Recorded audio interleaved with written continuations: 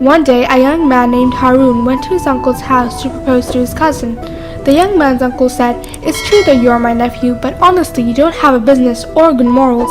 Besides, I promised my daughter to someone else." Harun said, "You mean you gave your daughter to a stranger and you didn't give her to me, your nephew? If you don't give her to me, I'll kill you." "Don't try to scare me with these words," said Uncle Ali, "and Aliyah will not be satisfied to marry you." Then he called his daughter and asked her, "Do you like Harun?" "Look, Harun, even if they threaten to kill me, I will not marry you. Now get out of my house," said Aliyah immediately. The next morning, before sunrise, Harun secretly climbed the wall of his uncle's house and entered his uncle's room. Harun's uncle was surprised to see him. "Harun, what are you doing here in the middle of the night? Have you left anything here?" Harun said with a sneer, "My heart, uncle. I have left my heart here." Harun's uncle said, "Enough is enough. Stop this nonsense. You got your answer. She doesn't want to marry you. Now go back home." The weather was scorching hot and everyone stayed in their homes to escape the heat. It was about noon when a woman ran out of her house and shouted, "They killed my husband! They killed him!" The woman screamed and sprinkled dirt on her head. People ran out of their houses one by one. The men went to the woman's house and removed the man's bloody body, while the women tried to calm her down. This news soon reached the ears of Prophet Musa. Prophet Musa went to the place where the body was kept. Everyone stood around the body. Prophet Musa looked at the body for a while. Everyone was silent to see what Prophet Musa would say. Prophet Musa said, "I must ask God to help me solve this problem." Then he went home and asked God for help.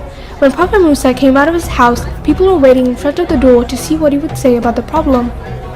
Prophet Musa said, "O people of Israel, go and sacrifice a female cow and carve a piece of beef and put it on the body. He will come back to life and announce his killer." Upon hearing this, people suddenly burst out laughing. Some people said, "Musa, are you kidding? What are these ridiculous games?" Harun said, "I will not allow you to make fun of my uncle's body." And he wanted to lift the body off the ground, but Prophet Musa shouted, "Do not touch the body, young man. Making fun of others is the work of the ignorant. I am the Prophet of God. Now go, and if you really want this murderer to be found, do what God has commanded." All the people left silently. The next day, several large families were ordered to find the cow. They went to Prophet Musa and said, "O Musa, what are the characteristics of the cow?" Prophet Musa said, "It should not be too thin or too fat. It should be yellow. It should not have been milked, and it should not have been used for agriculture."